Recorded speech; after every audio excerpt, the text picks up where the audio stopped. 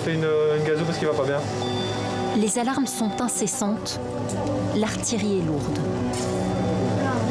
Monsieur, on va vous aspirer. Hein. Ce patient est en train de se dégrader. Les équipes sont sur le pont car il manque d'oxygène. Ça veut dire qu'il est en dessous de la limite qu'on a mis. Donc ici, quand on a mobilisé le patient, il a commencé à désaturer. Et du coup, là, on vient de le recurariser encore une fois pour que là, on bloque tous ses muscles respiratoires pour que c'est vraiment la machine qui prenne complètement la relève. Derrière cette combinaison intégrale, un visage, celui d'Emerson, étudiant infirmier propulsé en unité de réanimation, déjà depuis le début de la première vague. Bonjour, vous allez bien? J'ai tellement peur. Et on va se mettre debout. Voilà. Autre combinaison, autre visage, celui d'Elena.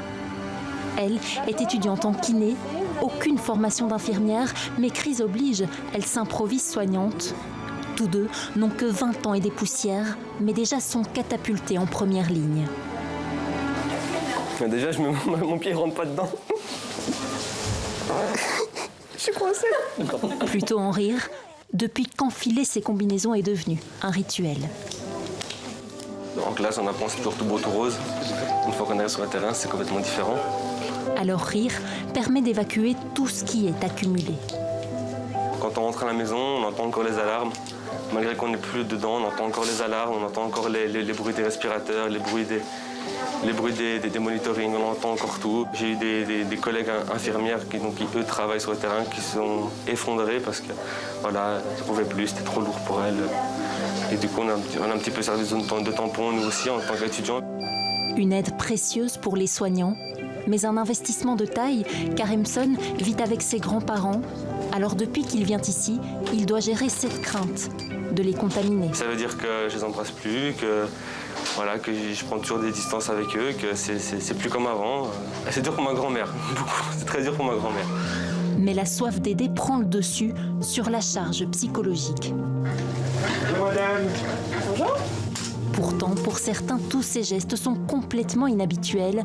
Il y a encore quelques jours, Elena ne savait même pas faire une toilette. C'est tout nouveau. Enfin, j'essaye d'aider comme je peux, mais il y a plein de trucs, j'apprends beaucoup. Hein. Il faut dire que jamais elle n'aurait pensé déambuler dans ces couloirs. J'aurais pas du tout cru. Déjà, le Covid, je me souviens, j'en rigolais avant. Genre, je me disais, c'est n'importe quoi, paranoïa et tout. Non, j'y aurais jamais cru. Même pendant le confinement, qu'on me dise que là encore, on était encore coincés avec ça, j'y aurais pas cru, vraiment. On pense à vous il y a quelques semaines. Ouais. Je suis un miraculé.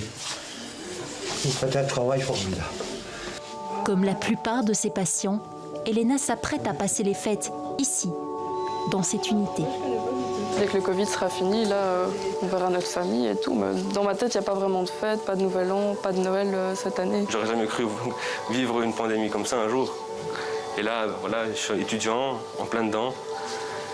Donc voilà, ouais, c'est vrai que ça va me marquer, ça. Ça va nous marquer. On ne l'oubliera jamais, c'est impossible d'oublier.